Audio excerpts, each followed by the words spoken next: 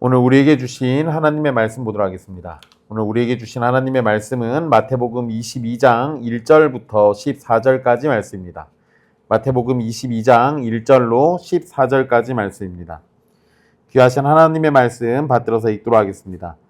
예수께서 다시 비유로 대답하여 이르시되 천국은 마치 자기 아들을 위하여 혼인잔치를 베푼 어떤 임금과 같으니 그 종들을 보내어 그 청한 사람들을 혼인잔치에 오라 하였더니 오기를 싫어하거늘 다시 다른 종들을 보내며 이르되 청한 사람들에게 이르기를 내가 오찬을 준비하되 나의 소와 살진 짐승을 잡고 모든 것을 갖추었으니 혼인잔치에 오소서 하라 하였더니 그들이 돌아보지도 않고 한 사람은 자기 밭으로 한 사람은 자기 사업하러 가고 그 남은 자들은 종들을 잡아 모욕하고 죽이니 임금이 노하여 군대를 보내어 그 살인한 자들을 진멸하고 그 동네를 불사르고 이에 종들에게 이르되 혼인잔치는 준비되었으나 청한 사람들은 합당하지 아니하니 내 거리 길에 가서 사람을 만나는 대로 혼인잔치에 청하여 오라 한대 종들이 길에 나가 악한 자나 선한 자나 만나는 대로 모두 데려오니 혼인잔치에 손님들이 가득한지라 임금이 손님들을 보러 들어올새 거기서 예복을 입지 않은 한 사람을 보고 이르되 친구여 어찌하여 예복을 입지 않고 여기 들어왔느냐 하니 그가 아무 말도 못하거늘 임금이 사원들에게 말하되 그 손발을 묶어 바깥 어두운 데에 내던지라 거기서 슬피 울며 이를 갈게 되리라 하니라. 청함을 받은 자는 많되 택함을 입은 자는 적으니라. 아멘. 이 말씀은 살아계신 하나님의 말씀입니다.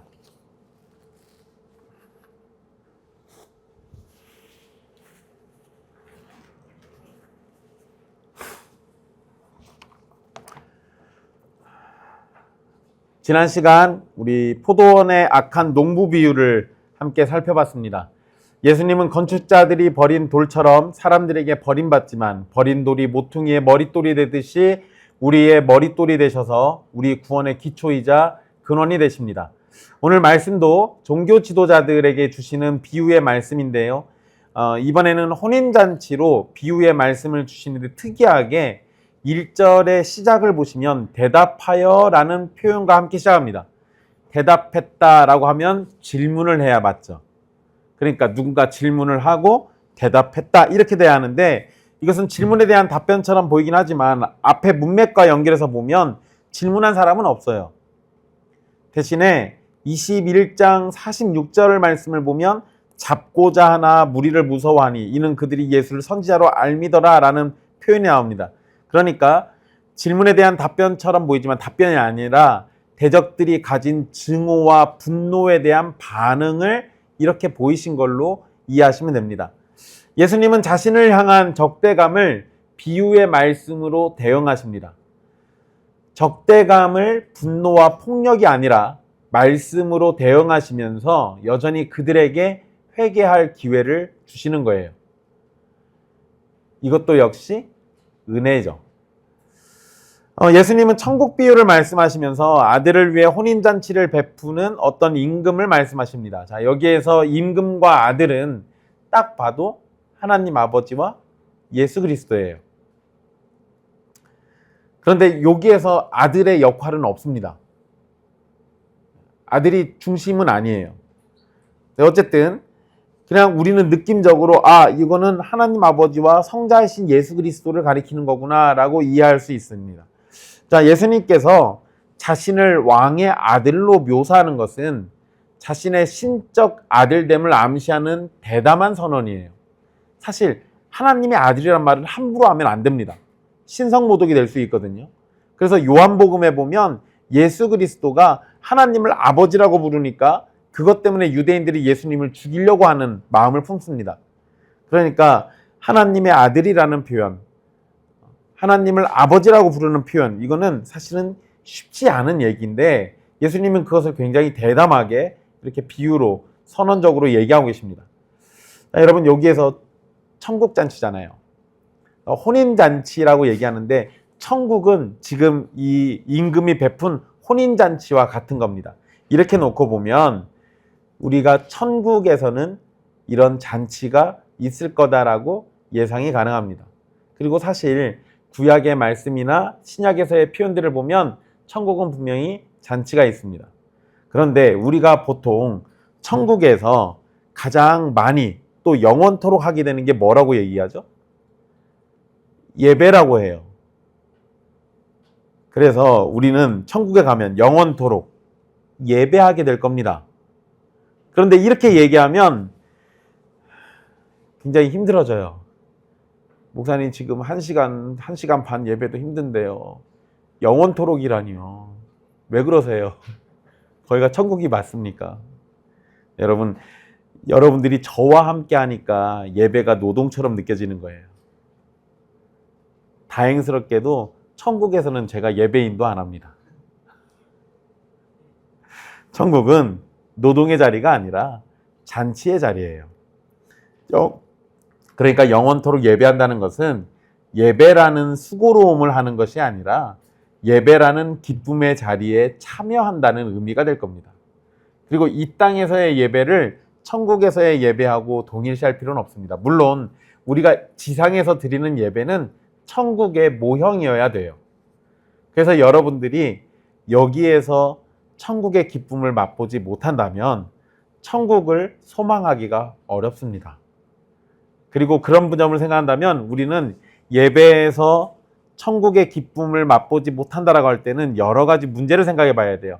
내가 준비가 미흡했던가, 또는 우리 교회가 전체적인 준비가 미흡했던가, 아니면 설교자가 문제가 있던가, 이런 것들을 잘 생각해 봐서 그 문제를 해결하고 우리가 이 땅에서 드리는 예배도 천국에서의 기쁨을 어느 정도 반영할 수 있어야 합니다. 자, 어쨌든 예수님은 천국을 혼인잔치에 비유하시는데요. 이런 천국의 잔치는 하나님 아버지께서 아들을 위해 지금 베풀어 주시는 겁니다. 물론 아까 말씀드린 것처럼 아들의 역할은 여기에서 주된 이야기는 아닙니다. 3절 말씀을 보시면 임금은 종들을 보내서 청한 사람들을 혼인잔치에 초청했다라고 이렇게 되어 있습니다. 자, 이 고대 근동사회에서는 잔치를 베풀 때 2번 초청하는 관습이 있습니다. 그래서 첫 번째는 날짜를 알리는 예비 초청이고요. 두 번째는 준비가 다 되었을 때 부르는 최종적인 초청입니다. 여러분, 우리는 어디 결혼식에 초청받을 때 어떻게 하죠? 청첩장이 날라와요, 그냥. 네, 옛날에는 직접 주거나 이러긴 했는데 요새는 핸드폰 문자로 이렇게 청첩장을 보내주잖아요. 그러면 그냥 청첩장을 내가 문자로든 뭐든 받으면 그걸로 끝난 거예요, 청한 것이. 보통 그렇게 됩니다. 또는 굉장히 중요한 친구거나 꼭 오셔야 할 분 같으면 전화로 따로 또 연락을 하겠죠. 근데 그런 게 아닌 이상 우린 보통 한 번만 와달라고 이렇게 안내를 하고 말잖아요. 그런데 고대 근동에서는 2번 했어요, 2번. 그래서 언제쯤에 무슨 잔치가 있을 겁니다 라고 먼저 알리고, 두 번째는 그게 다 준비됐을 때 자, 이제 오시면 됩니다 라고 하면서 다시 또 초청하는 거예요. 그러니까 본문에서의 초대는 이 2번째 초청으로 잔치가 다 준비되어서 초청받은 사람들을 데려오려고 종들을 보내는 상황입니다. 자, 왕이 부르는 것은 단순히 와달라는 부탁이 아니라 거부해서는 안 되는 영광스러운 명령입니다. 왕이 부르는데, 그러잖아요? 왕이 부르는데. 여러분, 제가 완주군청에서 일할 때 제가 일한 데가 5층이었고요. 그리고 사장님이 4층에 계셨대요. 거기 직원들이 완주군수를 사장님이라 부르더라고요. 거긴 4층이에요. 제가 엘리베이터 타고 내려가다 보면 간혹 가다가, 또는 제가 엘리베이터 타려고 눌렀는데 4층에서 안 올라올 때가 있어요. 누가 잡고 있는 겁니다. 그리고 한 번씩 군수님이 타실 때는 거기서 잡고 한참 있어요. 사람들이 와서 군수님하고 막 인사하느라고, 저는 빨리 내려가고 싶은데 엘리베이터 붙잡고 안 내줘요. 근데 이거 잘 보면 군수하고의 그 짧은 만남에도 사람들이 온갖 준비 다 하고 약속을 하고 그 시간을 놓치지 않으려고 시간들을 투자하고 그렇게 해서 옵니다. 군수조차도 우리가 부르면 그렇게 대응하는데 임금님이 부른다면, 왕이 부른다면 이건 굉장히 영광스러운 거죠. 철저하게 준비해가지고 갈 겁니다. 그런데 예수님이 비유로 말씀하는 이 말씀에서 나오는 사람들, 초청받은 사람들의 반응은 오기를 원치 않았다라고 되어 있어요. 오기를 싫어하거늘, 우리 그 개역 개정에는 이렇게 표현하죠. 근데 여러분 오기를 싫어하거늘 이란 표현은요, 한 번만 단회적으로 거절한 게 아니라 원문의 의미는 지속적이고 고집스러운 거부를 의미합니다. 초청받았다라는 것은 왕에게 은혜를 입은 건데요, 정작 그러한 은혜와 달리 이들은 지독한 거부를 보이고 있는 거예요. 여기에서 왕은 다시 다른 종들을 또 보냅니다. 사실 일반적인 왕이라면 자신의 초청을 거절한 신하 또는 백성에게 진노했을 건데, 비유에서 나오는 왕은 인내심을 발휘하면서 다시 종들을 보냅니다. 이러한 왕의 모습은 완고한 불순종에도 인내로 기회를 주시는 하나님의 자비로운 성품을 보여줍니다. 여러분, 우리가 지금까지 연달아 3개의 비유를 살폈어요. 첫 번째는 두 아들을 둔 한 아버지의 이야기였고, 두 번째는 이 포도원 농부 비유였습니다. 근데 재미나게도 여기에서 아버지 또는 주인으로 묘사되는 사람은 인내심이 유달리 많습니다. 인내심이 유달리 많아요. 사실 여러분, 아버지가 두 아들에게 이야기했을 때, 야, 포도원에 와 했는데 걷다 대고 면전에서 가기 싫은데요 이래봐요. 일반적인 아버지였으면 어떻게 했겠습니까? 일반적이라고 하니까 여러분들이 대답 안 하시는, 저였으면 어떻게 했을 것 같아요? 뭐가 바로 날아갔겠죠. 근데 여러분, 여기에서의 아버지는 그거에 대해서 인내하고 기다립니다. 즉각적인 반응을 안 해요. 또 포도원 농부 비유에서의 주인은 종들을 보내고 안 되니까 아들까지 보내면서 인내합니다.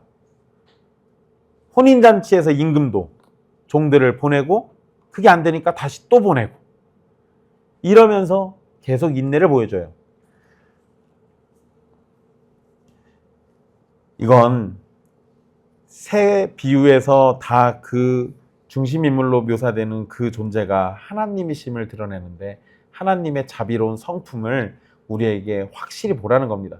그런데 다른 비유와 달리 여기에서는 심판하는 이야기가 들어가 있어요. 자, 어쨌든 이 왕이 다시 다른 종들을 보내는데 4절에 청한 사람들에게 내가 오찬을 준비했다, 소와 살진 짐승을 잡고 다 갖췄다, 이런 얘기를 합니다. 여기에서 이 오찬은 점심 식사잖아요. 그런데 이게 이스라엘은 혼인잔치의 시작을 알리는 게 점심 식사래요. 그러니까 점심밥부터 먹으면서 저녁까지 줄곧 계속 잔치를 하는 거예요. 그러니까 잔치가 한두 시간이 아니라 반나절을 계속, 근데 반나절만 하는 게 아니에요. 이런 식으로 며칠을 합니다. 즉 오찬 얘기를 꺼낸 건 이제 잔치가 시작될 거니까 이제 빨리 와라, 이 얘기예요. 그리고 살진 짐승, 이건 곡식을 먹여서 살찌운 짐승을 의미하거든요. 잔치를 위해서 준비한 최상급의 고기를 의미합니다.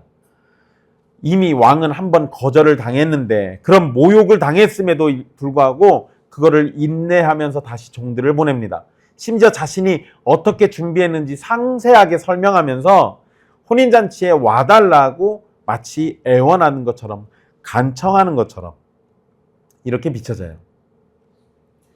왕이 모든 것을 준비했습니다. 초청받은 사람들은 왕 앞에 나와서 음식을 준비하고 잔치를 챙겨야 하는 것이 아니라 왕이 준비한 것들을 와서 먹고 즐기기만 하면 됩니다. 그런데 5절, 6절 말씀 보시면 다시 초청받은 사람들의 두 번째 반응이 기록되어 있습니다. 오기 싫다는 거절을 표현했던 이들에게 왕은 풍성한 음식이 있으니까 다시 와달라라고 이렇게 초청을 했는데, 그런데 이들이 보여준 첫 번째 모습 5절에 나와 있는, 일단 이 사람들은 돌아보지도 않았다라는 거예요. 여기서 돌아보지도 않았다라고 번역된 이 단어는 가치 없게 여기다, 무시했다, 이런 뜻이에요.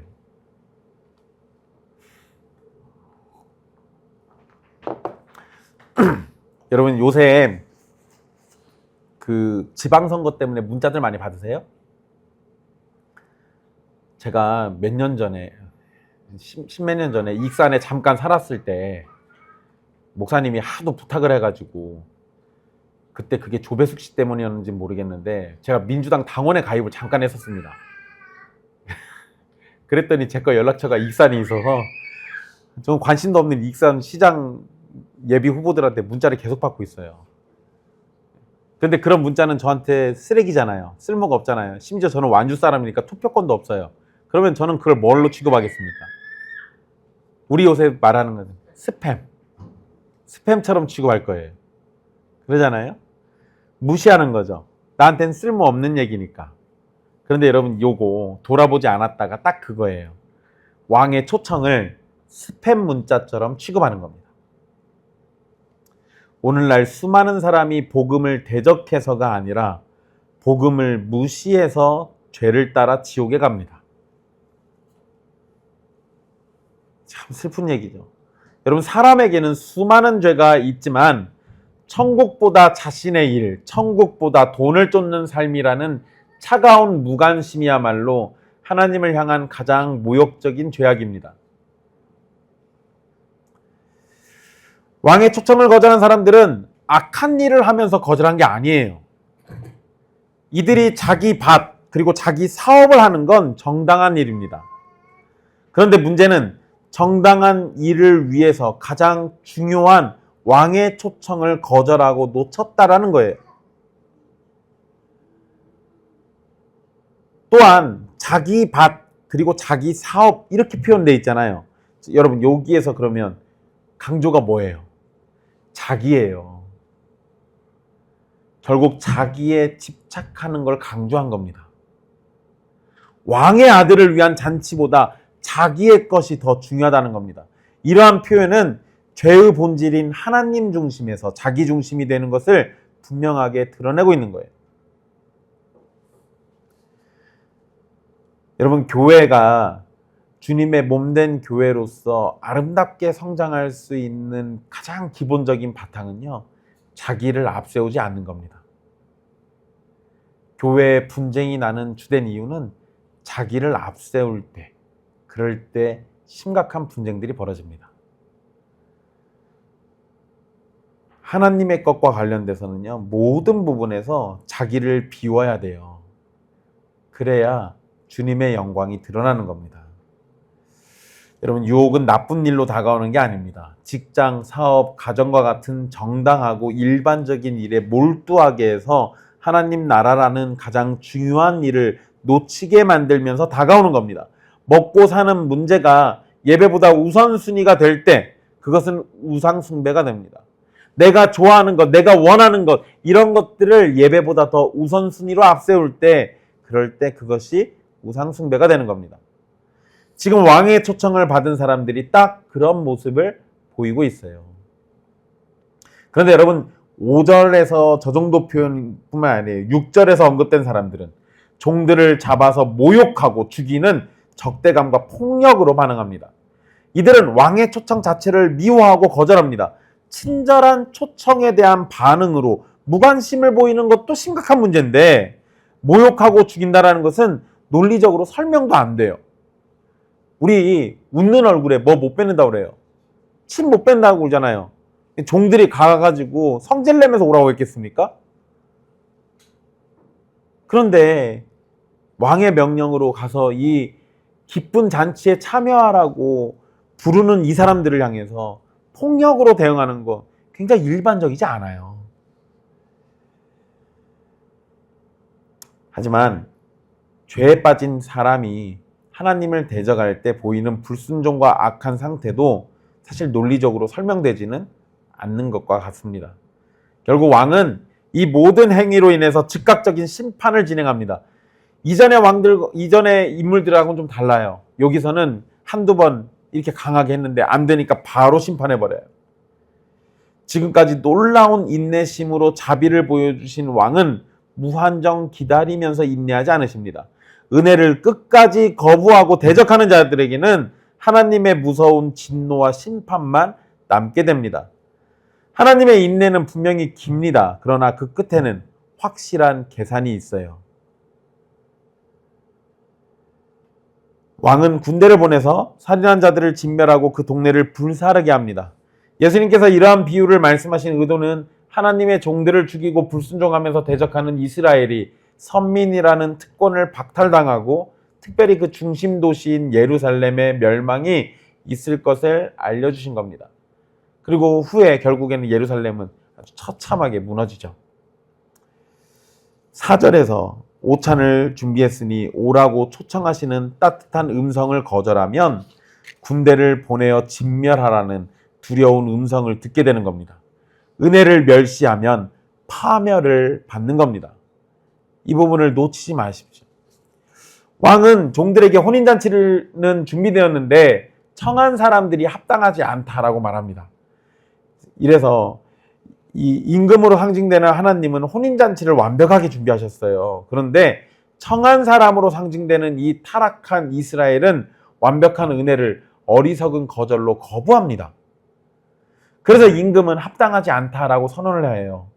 여기에서 이들이 합당하지 않은 이유는 그들이 살인을 저질렀거나 악당이어서가 아니라 이들이 합당하지 않은 근본적인 이유는 오기를 싫어했기 때문에 그런 겁니다. 여러분, 종들을 잡아 죽인 것도요, 악한 행위잖아요. 그런데 그거의 근본적인 이유가 뭐예요? 원래 가기가 싫었다고요. 그러면 더 근원으로 따지면 그걸 부르는 왕이 싫은 거예요.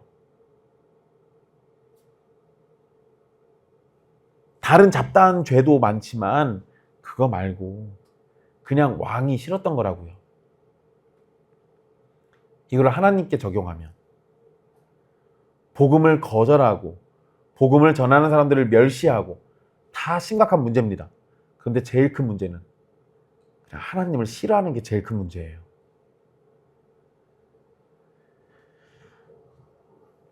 사도행전 13장 46절에 사도 바울이 비시디아 안디옥에서 만난 유대인들에게 이렇게 말합니다. 하나님의 말씀을 마땅히 먼저 너희에게 전할 것이로되 너희가 그것을 버리고 영생을 얻기에 합당하지 않은 자로 자처하기로 우리가 이방인에게로 향하노라.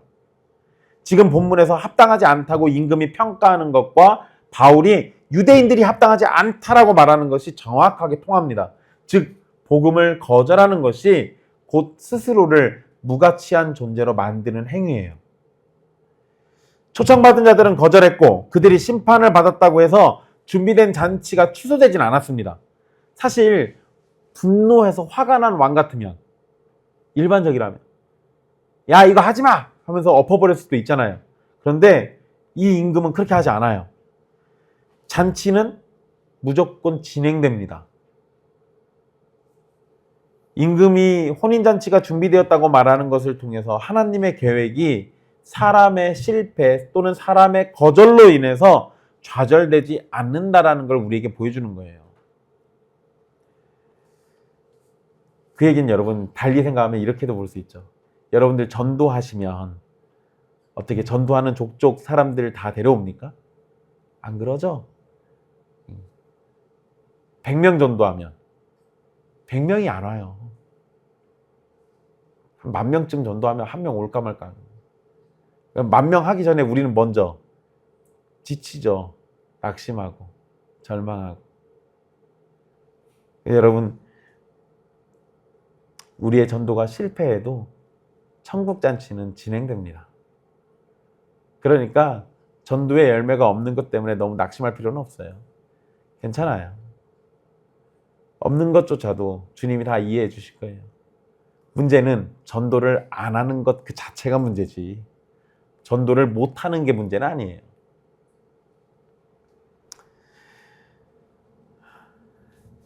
그래서 어쨌든 이 지금 있는 혼인잔치를 계속하기 위해서 임금이 또 다른 명령을 내리는데요. 왕은 내거리 길로 가서 사람을 만나는 대로 혼인잔치에 초대하라고 명령합니다. 여기에서 내거리는 성읍 밖의 큰 길 또는 교차로를 의미하는데요. 이곳은 사람들이 많이 모이는 장소예요. 그리고 여기에서 말하는 내거리는 제가 방금 성읍 밖의 큰 길이라고 했잖아요. 그러니까 이거는 도시의 중심부가 아니라 외곽으로 이어지는 길을 의미해요.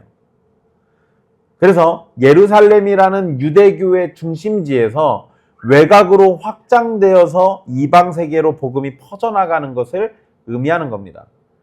왕은 종들에게 사람들이 오기를 기다리라고 말하지 않고 내거리 길로 가라고 명령을 합니다. 이것은 교회가 오는 사람을 맞이하는 것을 넘어서서 세상이라는 사거리로 나가서 복음의 초청을 하라는 것을 알려주는 거예요. 복음은 필연적으로 선교적이고 성도는 누구나 선교사가 돼야 합니다. 우리가 파송한 선교사들만 전도하고 선교하는 것이 아니라 모든 성도는 다 사거리로 나가야 돼요. 여러분, 이전에는 초청하는 손님의 명단이 있었는데요. 이제는 길에서 만나는 대로 초청하라고 명령을 받습니다. 여기에서 새롭게 초청받는 사람들은 특별한 자격이나 공로가 있어서 초청받는 것이 아니라 왕의 종들에게 발견된 사람들이 초청받는 겁니다. 이것은 구원이 전적인 하나님의 은혜라는 사실을 다시금 확인시켜 주는 거예요. 종들은 왕의 명령을 따라서 길에 나가서 악한 자나 선한 자를 가리지 않고 데리고 왔다고 표현합니다. 세상의 기준에서는 악한 자가 왕의 잔치에? 이러면 좀 이상하잖아요. 우리는 그런 것이 합당하지 않다고 생각하기가 쉬운데요. 왕의 잔치에서는 그들의 과거 모습이나 현재의 도덕적 상태가 조건이 되지는 않습니다. 여기에서 핵심은 초청을 받아들이느냐 아니냐, 이게 관건이에요. 왕이 불렀어요? 그러면 이제는 길 가다가 아무나 다 오라고 했단 말이에요. 그러니까 이제 그러면 그 얘기 듣고 오면 그 자리에 참여하는 거고, 아니면 참여 못하는 겁니다. 세리와 창기, 이방인들은 유대 사회에서 악하다고 규정된 사람들이었는데 이들도 왕의 잔치에 초대된다는 겁니다. 심지어 여러분, 순서가 뭐부터 나와요? 10절에 종들이 길에 나가서, 그리고 누구부터 나와요? 악한 자가 먼저 나와요. 악한 자나 선한 자를 만나는 대로 데리고 왔다고 되어 있잖아요. 그러니까 악한 자가 선한 자보다 먼저 언급됩니다. 이건 여러분, 복음의 보편성, 그리고 죄인이 하나님 나라에 먼저 들어간다는 이 역설을 이렇게 표현하고 있는 거예요. 여기에서 조심할 것은 악한 자와 선한 자가 초대되었다고 해서 모두가 다 용납되는 건 아닙니다. 악한 자와 선한 자라는 표현이 함께 언급된 것은 알곡과 가라지가 함께 교회 안에 섞여 있는 상태를 알려주는 거기도 해요. 물론 여러분, 악한 자가 무조건 가라지라고 제가 지금 말씀드리는 거 아닙니다. 왜냐하면 복음의 초대는 악한 자를 그리스도 안에서 의인으로 만들 수 있기 때문입니다. 그럼에도 교회 안에는 악인과 선인이 함께 공존한다는 것도 알려주는 거예요. 그리고 이 중에서 가라지는 그들의 정체가 드러나서 결국에는 쫓겨나게 될 겁니다. 그래서 교회는 최후의 심판 날까지 의인과 악인들이 섞여 있을 수밖에 없는 구조를 가지고 있습니다. 여러분, 이런 것이 싫어서 착한 사람들만 교회에 오게 만들려는 시도를 하는 경우가 있어요. 누구를 전도할 때 착한 사람만 찾고 전도하려고 그러는데 그러지 마세요. 그런 건 복음의 보편성을 깨트리는 겁니다. 그리고 사람의 판단으로 전도하려는 또 다른 죄악된 모습을 만들어내는 거예요. 우리는 사람을 가려가면서 전도하는 게 아니라 때를 얻으면, 또는 때를 못 얻더라도 전할 수 있는 모든 사람들을 다 전도해야 하는 거예요. 여러분, 유튜브 방송에 보면 우리 막 그 정치적인 우리 교회 집단들이 이렇게 정치와 결탁해가지고 하는 어떤 집회 같은 거 막 이런 거 있잖아요. 그런 거 보면 무슨 뭐 빨갱이는 때려 죽여도 돼, 뭐 막 이런 거 얘기하시는 분들이 있어요. 그리고 또 뭐 그 윤석열 지지하면 사람이 아니다, 뭐 이런 얘기 하시는 분들도 있고. 그 세상 사람들은 그런 얘기 충분히 할 수 있는데요. 그리스도인들은 그런 말을 함부로 내뱉으면 안 됩니다. 그리스도인은 빨갱이여도 전도하고요, 윤석열을 지지해도 전도하는 거예요. 왜요? 악인이나 선인이나 다 한다니까요. 그게 주님이 복음을 전하라고 우리에게 시키신 방법이에요.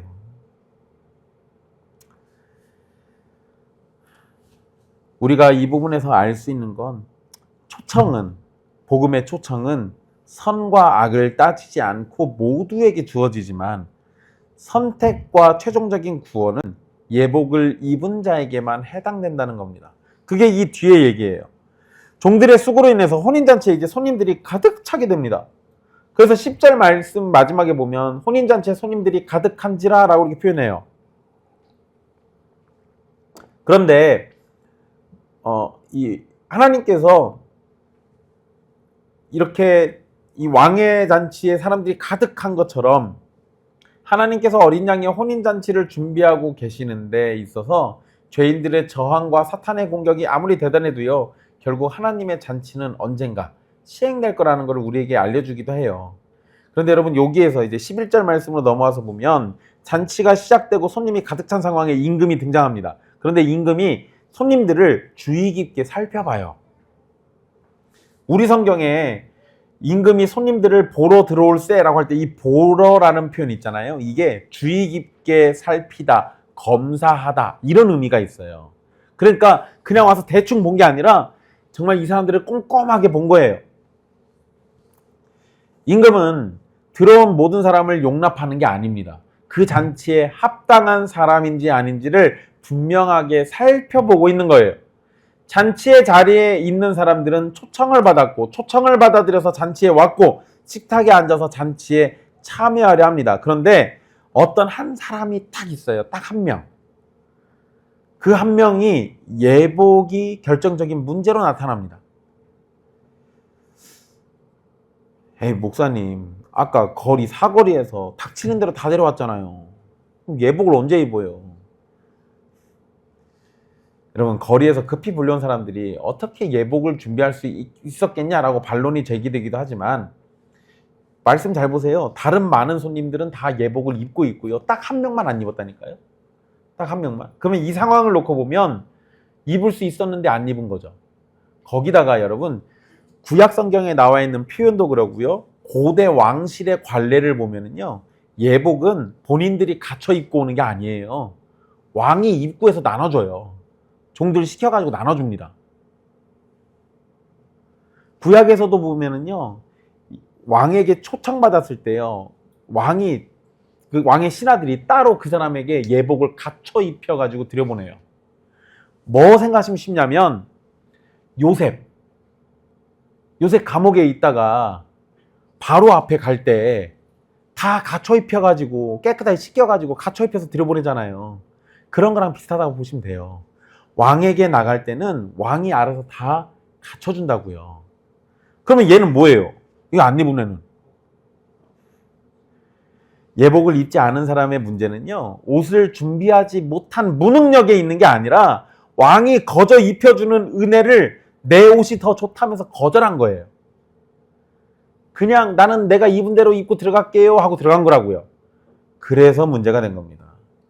우리가 입어야 할 예복은 나의 도덕이나 선행이 아니에요. 하나님이 은혜로 주시는 예수 그리스도의 의예요. 그것을 거저주겠다는데 끝끝내 싫다고 하면서 자기 거 가지고 그 자리에 앉아 있었던 겁니다. 예복을 입지 않은 것은 왕의 통치를 거부하는 것과 똑같습니다. 구원이 전적인 은혜라는 사실은 바로 여기에서 분명히 드러나는 거예요. 그런데 그러한 은혜를 받았으면 그에 합당한 반응이 뒤따라야 함을 보여주는 겁니다. 왕은 예복을 입지 않은 사람에게요, 친구여 라고 이렇게 불러요. 12절에 이르되 친구여. 목사님 이거 친하게 부르는데요? 아니요. 여기서 친구라고 부른 건요, 친근함의 표현이 아니라 상대방과 거리를 두려는 거예요. 그리고 잘못을 저지른 사람을 책망할 때 또는 낯선 사람을 부를 때 사용하는 표현이 이거예요. 이거 여러분, 마태복음에 이 단어가 3번 사용됩니다. 그 중에 하나가 여기고요. 다른 하나가 뒤에 가면 우리가 또 살피게 될 건데, 그게 마태복음 26장에 예수님을 팔러 온 가룟 유다를 예수님이 친구여라고 이렇게 불러요. 그러니까 겉으로는 무리에 섞여 있지만 속으로는 왕을 배반하고 있는 가짜 성도를 지목하는 아주 서늘한 호칭입니다. 친근한 거 아니에요. 왕의 질문은 절대 부드럽지 않았습니다. 예복을 입지 않은 사람은 물리적으로는 잔치 장소에 들어와 있지만 영적으로는 왕의 통치를 거부하고 있기 때문에 그렇습니다. 여기에서 예복은 도덕적 자격이 아니라고 말씀드렸어요. 지금 자리에 초대된 사람들은 악인이나 선인 가리지 않고 초대됐습니다. 이들에게 도덕적 자격을 따진다면 여러 흠결이 있고 그 자리에 어울리지 않는 사람도 있을 겁니다. 하지만 그 자리는 악인과 선인을 따지지 않는다고요. 단지 들어온 자는 왕의 잔치에 걸맞은 옷을 갈아입어야 합니다. 마태복음의 맥락에서 보면 이 예복은 회개에 합당한 열매이거나 또는 의의 열매를 의미해요. 즉 천국 잔치에 초대되는 건 전적인 은혜인데 그 은혜를 받은 자는 반드시 삶의 변화라는 예복을 입어야 하는 겁니다. 그리고 그 예복도 누가 주신다고요? 하나님이 다 주신다고요. 자기의 더러운 옷을 고집하는 자는 왕을 모독하는 겁니다. 그리고 그 예복도 하나님께서 은혜로 베풀어 주시는 건데 마찬가지로 여러분 우리의 자기의 죄악된 습관을 고집해서는 안 되는 거예요. 왕의 은혜에 합당한 반응은 의의 열매를 맺는 겁니다. 우리를 불러주신 하나님께서 우리를 그렇게 되도록 만들어 주신다고요. 결국 이 예복을 입지 않은 사람은 왕의 은혜를 가볍게 여겼던 겁니다. 이게 문제예요. 그래서 왕이 질문했을 때 그가 아무 말도 못하거늘 이라고 기록한 거예요. 이 사람 뭐 하고 있는 거예요? 변명조차 못하는 겁니다. 할 말이 있으면 했겠죠. 근데 변명조차 못하는 건 자기가 진짜로 잘못한 거예요. 예복을 갖춰 입지 않은 건 누구의 문제도 아니라 자기의 문제인 거예요. 심판대 앞에서 죄인은 핑계댈 수 없습니다. 하나님이 모든 기회를 주셨음에도 이를 거부한 사람에게는 심판대에서 할 말이 없게 되는 거예요. 그래서 이제 왕이 임금이 13절에 사환들에게 말하되 라고 하면서 사환들에게 명령합니다. 여러분 여기서 표현이 바뀌어요. 앞에서는 종들이라고 이렇게 부르다가 여기에서는 사환이라는 단어를 사용했습니다. 그러니까 앞에 종들하고 여기 있는 사환은 다른 존재예요. 다른 존재. 아예 달라요, 여러분. 같은 존재 아니에요. 앞에 종들은 의미상 복음을 전하는 선지자나 사도 또는 성도들을 의미하고요. 여기에서 사환들은요, 심판을 집행하는 천사를 의미합니다. 사환들이 할 일은 예복을 입지 않은 사람의 손발을 묶어서 바깥 어두운 데에 내던지는 겁니다. 손과 발을 결박한다는 것은 죄인이 심판의 자리에서 저항도 할 수 없다는 걸 의미해요. 여러분 혼인잔치가 열리는 장소는 저녁이어도 불빛으로 가득 차 있을 겁니다. 반면에 바깥은 캄캄한 어둠이겠죠. 바깥 어두운 데 내던져진다는 건 하나님의 은혜와 기쁨으로부터 영원히 격리된 상태를 의미하는 거예요. 그리고 그곳에서 이 사람이 할 일이 뭐예요? 13절 마지막에 거기서 슬피 울며 일을 가는 겁니다. 이게 할 수 있는 전부예요. 이것은 기회를 놓친 죄인의 처절한 후회와 고통을 상징하는 겁니다. 교회 안에 있다고 해서 모두가 구원받는 것이 아님이 분명합니다. 왕이 악한 자나 선한 자 모두를 불러 모으는 건 은혜의 행위입니다.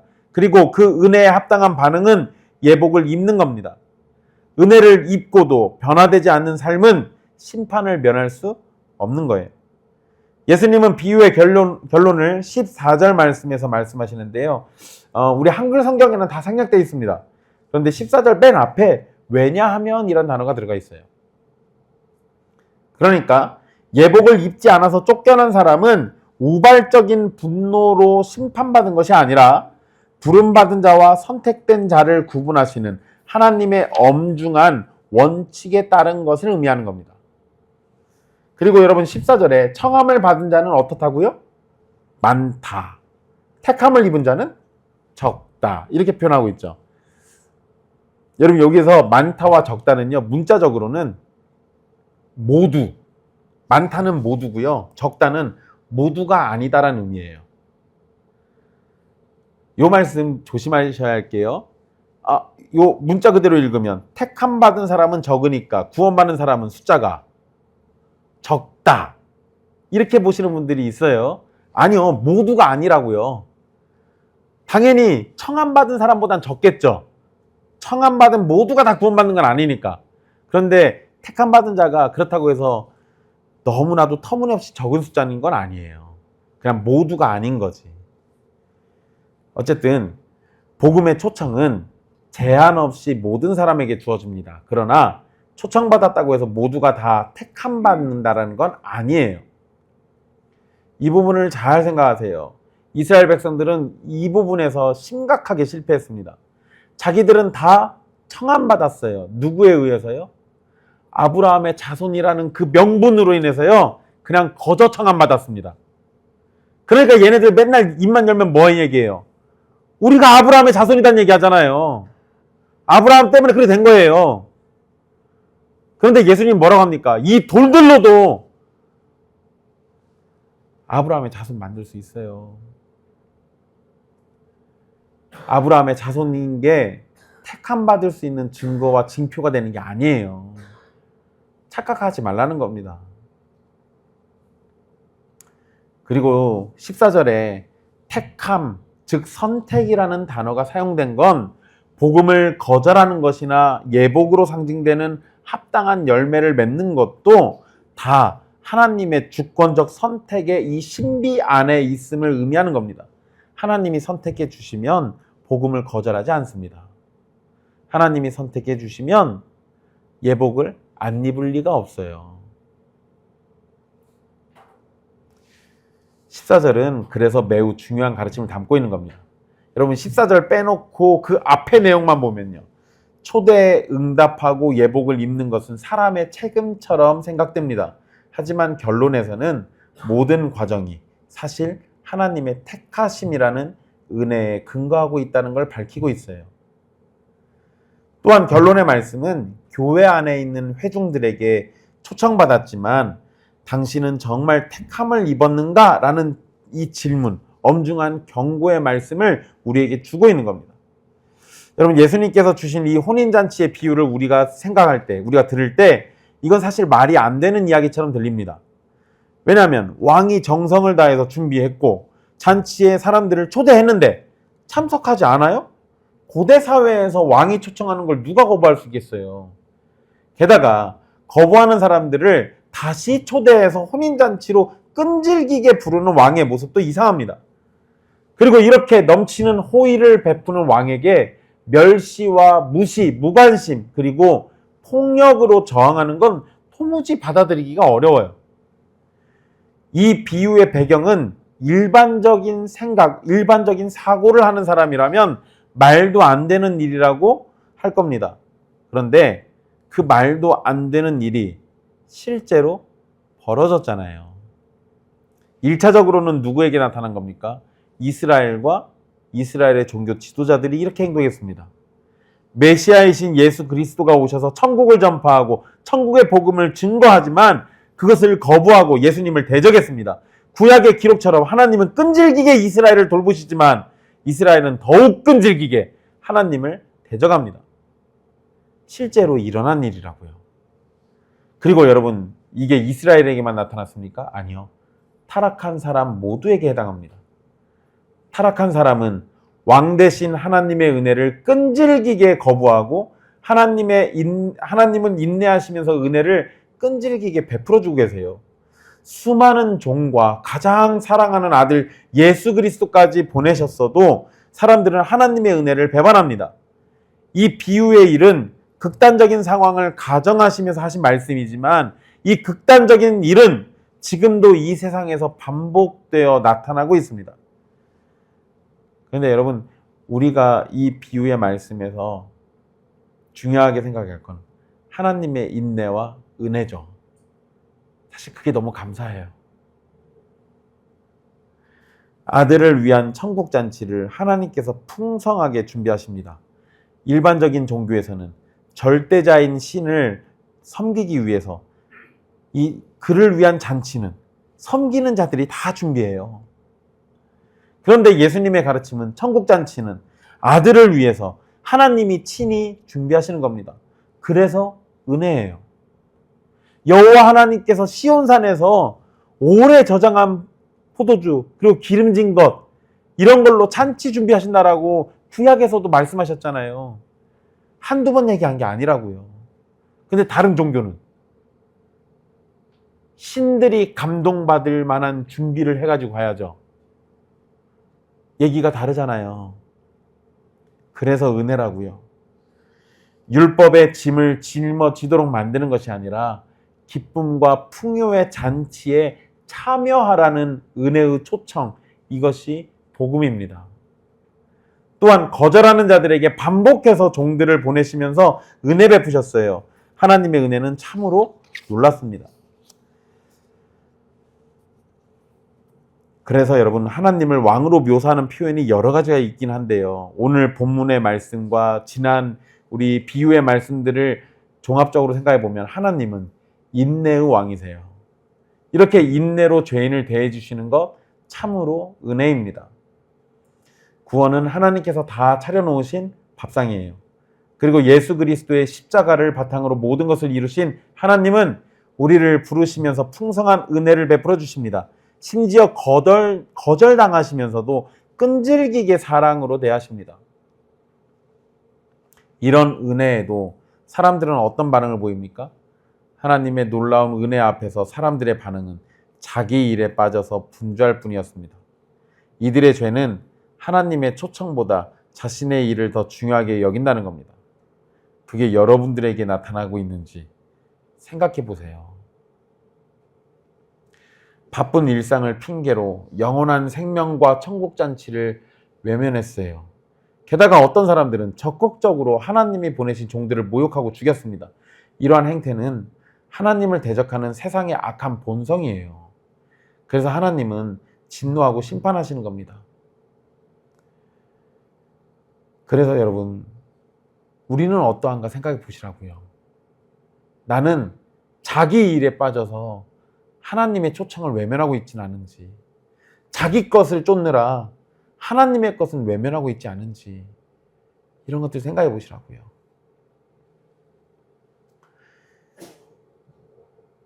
그리고 여러분, 두려운 마음으로 들으십시오. 천국잔치에 합당한 예복을 입지 않고 자기 편한 대로, 자기 고집대로 더러운 옷을 입고 천국잔치에 참여하라는 것은 하나님께 대한 도전입니다. 겉보기에는 성도일지 모르지만 하나님이 요구하시는 예복을 입지 않는다면 비극적인 최후로 맞이하게 될 겁니다. 예복과 관련해 가지고는 다음 주에 다시 좀 더 상세하게 설명드리도록 할게요. 네, 여기에서 간단하게 말씀드리면 예복은 두 가지로 일단 우리 설명할 수 있습니다. 첫째는 하나님께서 입혀주시는 그리스도의 의예요. 내 더러운 자아의 옷을 벗고 예수 그리스도를 믿음으로 입는 구원의 옷입니다. 그리고 둘째는 요한계시록 19장 8절의 말씀처럼 성도들의 옳은 행실이에요. 그리스도로 옷 입은 자는 반드시 삶이 변합니다. 믿는다고 하면서 여전히 옛사람의 더러운 옷을 걸치고 있다면 그는 예복을 입은 것이 아닙니다. 칭의의 옷을 입은 사람은 반드시 성화라는 옷맵시를 보이게 되어 있습니다. 그러니까 예수 그리스도를 믿는다라고 고백한다면 그 믿음의 증거인 거룩한 열매를 보이라는 거예요. 구원받은 자에게서 나타나는 변화된 삶의 열매를 가져야 합니다. 은혜를 값싼 것으로 취급하며 회개와 순종을 거부하는 신앙은 마지막 날 하나님의 심판을 피할 수 없고 바깥 어두운 데로 쫓겨나는 비극을 맞이하게 될 겁니다. 사랑하는 형제자매 여러분, 왕이 준비한 오찬과 살진 짐승은 단순히 배를 채우는 음식이 아닙니다. 이것은 하나님께서 사람에게 주실 수 있는 최고의 기쁨과 만족, 영원한 생명의 풍요로움을 상징합니다. 세상의 밭과 사업이 주는 일시적인 만족과는 비교할 수 없는 영혼을 살찌우는 하늘의 만나예요. 그런데 사람들은 이 최고의 행복을 걷어차고 썩어질 세상의 찌꺼기를 향해 달려갑니다. 이것이 죄의 어리석음이에요. 여러분은 그러지 마십시오. 여러분은 그러지 마세요. 여러분, 제가 용진에서 백다방 하려고 알아봤었다고 했잖아요. 그때 했으면 지금 제가 차가 바뀌었을 건데. 백종원이 사고 쳐가지고 그 난리가 나도 백다방 장사 잘 되더라고요. 제가 어떤 목사님한테 스마트팜 하기 전에 백다방부터 생각했었다고 그랬더니 저보고 그럼 백다방을 했어야지 왜 그걸 해가지고 사기를 당하냐고. 근데 제가 백다방 하면 주일날 못 쉰다고 그래가지고 그래서 안 했다고 그랬더니 그냥 사람 고용해서 쓰면 되지 이러더라고요. 목사가 누군가 돈 벌려고 누군가는 주일날 예배 못 드리게 하고 거기 붙잡아 두고 돈 번다고요? 아니요. 100억을 벌고 1000억을 벌고 1조를 벌 수 있다 하더라도요. 그런 짓은 할 수 없어요. 그 돈을 포기하고 차라리 그 사람을 전도하는 게 낫지. 여러분, 죄의 어리석음에 속지 마십시오. 그리고 교회당에 모여서 예배하는 모든 회중은 청함을 받은 사람들입니다. 그러니까 여러분들은 다 하나님의 거룩한 천국잔치에 초청을 받은 거예요. 그런데 예수님의 말씀처럼 청함은 받았지만 택함을 입은 자는 적습니다. 그러니 나 자신을 돌아보고 살펴야 돼요. 여러분은 교회 안에 들어와 있으니 안전하다는 안일한 생각을 버려야 합니다.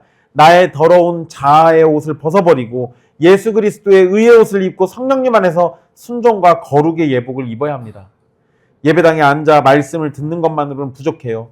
성령님께서 그 말씀을 통해 내 영혼을 깨우시는 유효한 부르심인 택함이 있어야 합니다. 내가 오늘 나의 의를 포기하고 예수 그리스도의 의를 덧입기를 간절히 원하고 계십니까? 그렇다면 여러분은 택함을 받은 사람입니다. 하나님은 택한 자에게 반드시 믿음이라는 예복을 입혀주시기 때문입니다. 이러한 은혜가 있기를 하나님 아버지께 간절히 기도하고 성령님께서 우리의 연약한 심령을 다스리셔서 참된 믿음의 열매가 나타나게 되기를 소망하십시오. 여러분 모두가 청함을 입고 택함을 입어서 천국잔치의 그 기쁨에, 영원한 그 잔치에 함께 참여하게 되기를 간절히 소망하겠습니다. 기도하겠습니다.